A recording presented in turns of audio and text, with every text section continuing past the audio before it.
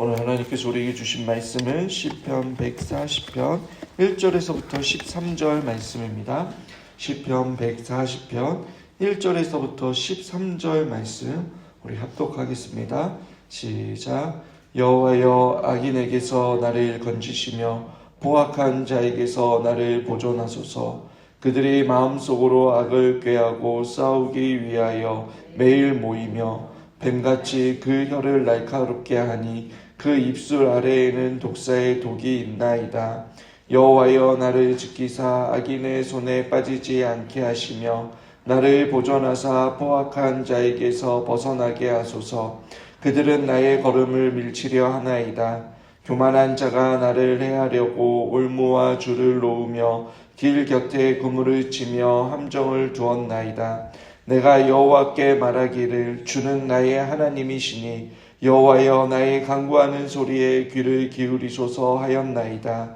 내 구원의 능력이신 주 여호와여, 전쟁의 날에 주께서 내 머리를 가려주셨나이다.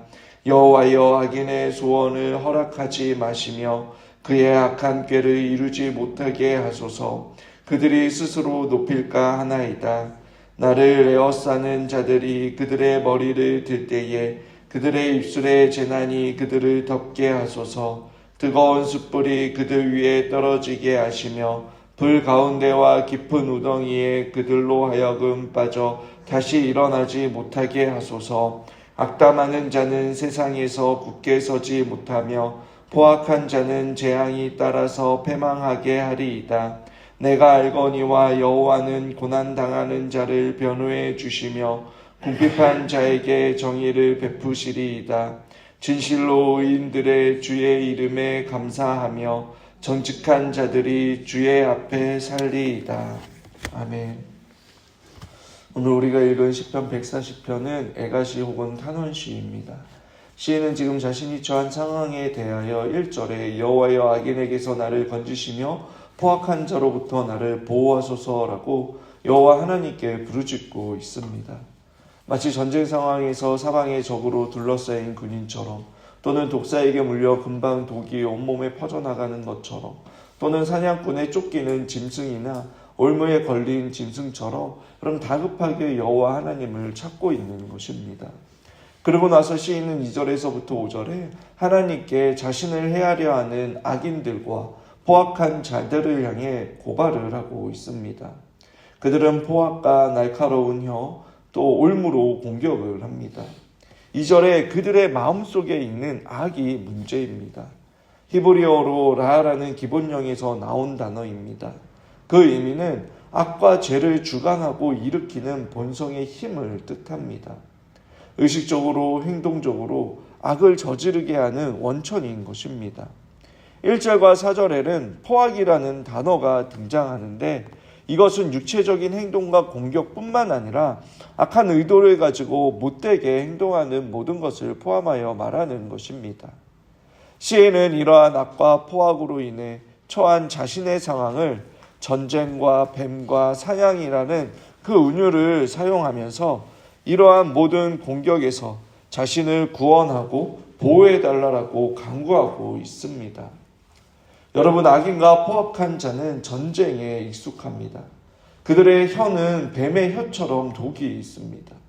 그리고 그들은 시인을 자신들의 올무에 걸리게 만들 방법을 많이 가지고 있습니다. 여러분, 지난 한 해를 돌이켜 볼 때 어떻습니까? 혹시 이와 같은 상황에 처한 적이 있지 않으십니까? 서로에 대해 오해가 커져 상처를 받고 또 내가 한 말과 의도와 다르게 해석을 하고 와전되어 곤란한 상황을 겪거나 아니면 상대방이 나에게 대해 무례하게 대하고 또 끊임없이 자신을 증명하기 위해 나를 깎아내리는, 또 상대방을 헛듣고 배려하지 않고 또 날카로운 말로써 상대방을 공격하고 자신이 더 돋보이기 위해, 높아지기 위해 헐뜯거나 비난했던, 여러분, 사람들을 만나다 보면 여러분, 좋은 이야기를 시작하더라도 결국 남에 대해서 이야기를 하고 또 듣지 않아도 되는 그런 말을 듣게 되고 기분이 상하고 마음이 아픈 그러한 일들이 있었을 것입니다. 이러한 일들이 있을 때에 여러분, 그리스도인들은 어떻게 해야 할까요? 하나님께서 원하시고 기뻐하시는 그러한 모습은 무엇일까요? 눈에는 눈, 이에는 이, 서로 그렇게 맞받아 쳐야 하는 것일까요? 아니면 한없이 용서와 손해를 보아야만 하는 걸까요? 그것도 아니면 부당한 대우나 불의에 대해 침묵하고 여러분 피해야 하는 것일까요? 오늘 시편 기자는 상대방에게 따지거나 해결책을 모색하거나 복수를 하기 위해 계획을 하지 않았습니다. 그는 자신의 억울함이나 상대방의 공격에 결코 대응하지 않습니다. 시인이 취하는 그러한 방법은 하나님께 귀를 기울이소서라고 하며 하나님의 온전한 의지를 간구하고 있는 것입니다. 시인이 의지하고 있는 간구하는 그 하나님은 어떠한 하나님입니까? 6절과 7절이 오늘 본문에서의 핵심인데 제가 여호와께 말하기를 주는 나의 하나님이시니 여호와여 나의 간구하는 소리에 귀를 기울이소서 하나이다. 내 구원의 능력이신 주 여호와여 전쟁의 날에 주께서 내 머리를 가리셨나이다 라고 말합니다. 과거 전쟁의 날에 시인의 머리를 가려주셨던 하나님을 고백하고 있습니다. 자신의 인생에 친히 개입하시고 구원의 은혜를 경험한 하나님이심을 고백하고 있는 것입니다. 그때에도 구원하여 주셨던 것처럼 지금도 포악과 독이 있는 혀와 끝없는 올무에 직면해 있지만 하나님은 모든 상황을 주관하시는 분으로서 지금 하나님께 간구하고 있습니다. 본문에서 간구는 은혜를 베풀다라는 하나니라는 단어입니다. 하나님께서 모세에게 자신에 대해 말씀하셨을 때에도 사용하셨던 단어입니다. 즉 은혜를 베푸시는 분이 곧 하나님의 속성이고 시인은 은혜를 베푸시는 분에게 은혜를 베풀어 달라고 그 하나님의 속성에 근거하여 부르짖고 있는 것입니다. 그는 과거 전쟁의 날에 하나님을 경험했습니다. 모든 전쟁의 주관자는 하나님이심을 알기에 그는 오직 하나님과 동행하며 하나님의 뜻을 구하는 것만이 최고의 지혜이며 하나님께서 모든 것을 다시 원래대로 되돌려 놓으며 자신에게 안 좋은 일조차도 결국 그 모든 것을 통해 하나님의 뜻을 이루어가는 것을 경험하며 믿음을 배웠던 것입니다. 그래서 상대방과 다툴 일도 그를 정죄하고 비난한 일도 하지 않은 것입니다. 그 대신 그 모든 억울함과 원망과 불평을 사람이 아닌 하나님께 지금 쏟아내고 있습니다. 그리고 8절에서부터 11절은 시인은 하나님께 자신을 헤아려 하는 자들을 고발하며 그들을 저주합니다. 좀처럼 시인을 가만히 놔두려 하지 않는 대적에게 시인은 그들을 향해 먼저 어떠한 대응을 하지 않고 꿋꿋이 하나님을 찾습니다. 그는 그저 하나님께 자신의 소리에 귀를 기울여 달라며 호소를 합니다. 그리고 하나님께 그들을 고발합니다. 포악한 자들에게는 자신들이 했던 짓을 똑같이 당할 것을 요청합니다. 마음속으로 악을 꾀하는 자들에 대해서는 그들의 소원을 허락하지 마시고 그의 악한 꾀를 이루지 못하게 해달라고 8절에 간구합니다. 또 3절에 그들의 혀를 날카롭게 하며 그 입술 아래에 독사의 독이 있는 자들에 대해서는 9절에 입술의 재난으로 그들의 머리를 덮어 달라라고 간구합니다. 또 5절에 올무와 줄을 놓으며 길 곁에 그물을 치며 함정을 두는 자들에게는 여러분 10절에 뜨거운 숯불이 그들 위에 떨어지게 하시며 깊은 웅덩이 그들로 하여금 빠지게 해달라고 간구하고 있습니다. 여러분 이 간구를 들으면서 어떠한 생각이 드십니까? 왠지 시인처럼 말하면 안 될 것 같지 않습니까? 성경은 남을 용서하고 사랑하라고 했는데 남을 용서하지 못하고 저주하는 말을 하면 안 될 것 같고 하나님께 벌을 받을 것 같은 그러한 생각이 들지 않습니까?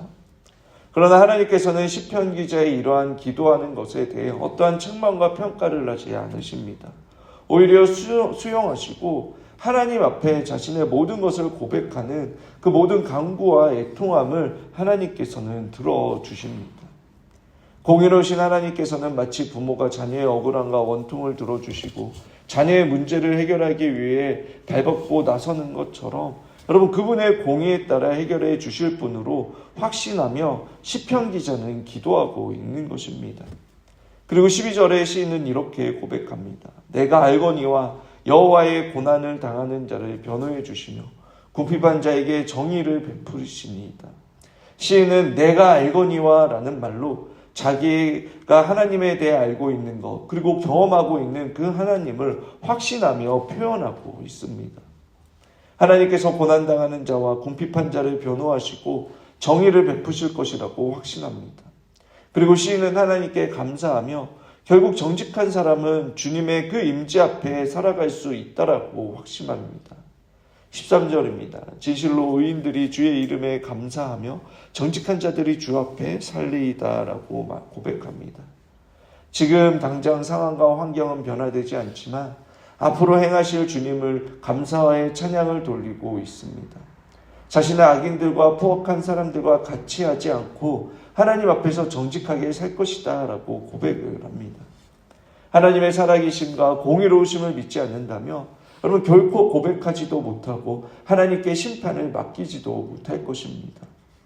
때로 억울한 일을 당하고 나의 뜻과 상관없이 오해하고 부풀려져 곤란한 상황에 처하기도 하고 여러분 또는 의도적으로 험담으로 인해 어려움을 종종 처하기도 합니다.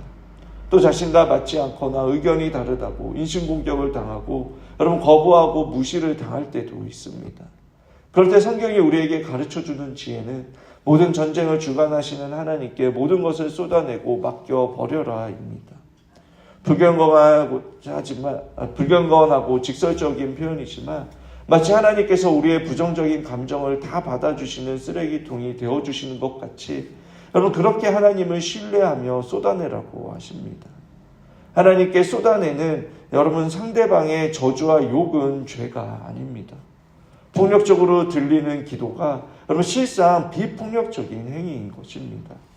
사람이 아닌 하나님께 함으로 우리의 손으로 죄를 짓지 않고 하나님께서 징계하심으로 여러분 정의를 실현할 수 있는 방법을 시편 140편이 알려주고 있습니다. 흥미롭게도 사도 바울은 로마서 3장 13절에서부터 14절에 시편 140편을 인용하고 있습니다. 그들의 목구멍은 열린 무덤이요 그 혀로는 속임을 일삼으며 그 입술에는 독사의 독이 있고 그 입에는 저주와 악독이 가득하고. 여러분 140편이 고난받는 자의 편에서 한 고백이라면 사도 바울은 그리스도인들을 괴롭히고 폭력을 가하고 악하게 대하는 원수들이 아닌 유대인과 헬라인, 즉 모든 인류를 얼굽하고 정죄하고 있습니다. 다시 말해 우리 모두 악을 꾀할 수도 있고 포악한 일에 가담할 수도 있다라는 것입니다.